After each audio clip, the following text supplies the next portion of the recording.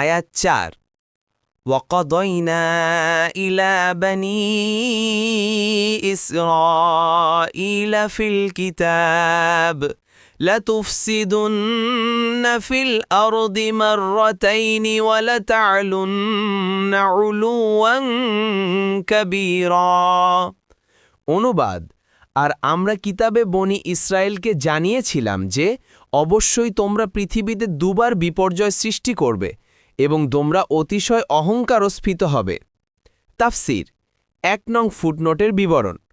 কোনো মুফাসসির বলেন, এখানে কিতাব বলতে এমন কিতাব বোঝানো হয়েছে যার মাধ্যমে বনি ইসরায়েলকে এই বিষয়ে আগাম জানিয়ে দেওয়া হয়েছিল।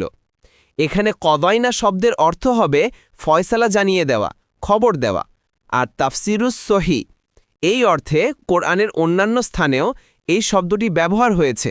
বলা হয়েছে ওয়াকাদাইনা ইলাইহি যালিকাল আমর, অর্থাৎ আমি তাকে এই বিষয়ে ফয়সালা জানিয়ে দিলাম যে ভোরে ওদেরকে সমূলে বিনাশ করা হবে।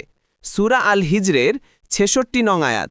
কারো কারো মতে এখানে কদাইনা শব্দটির অর্থ আওহাইনা বা আমরা ওহী প্রেরণ করেছি। এর কারণ এখানে শব্দটির পরে ইলা এসেছে।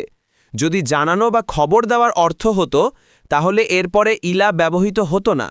আর যদি ফয়সালা করা বা বিচার করা অর্থ হতো তাহলে শব্দটির পর আলা আসত। আর যদি পূর্ণ করার অর্থ হতো তাহলে শব্দটির পর লা আসত।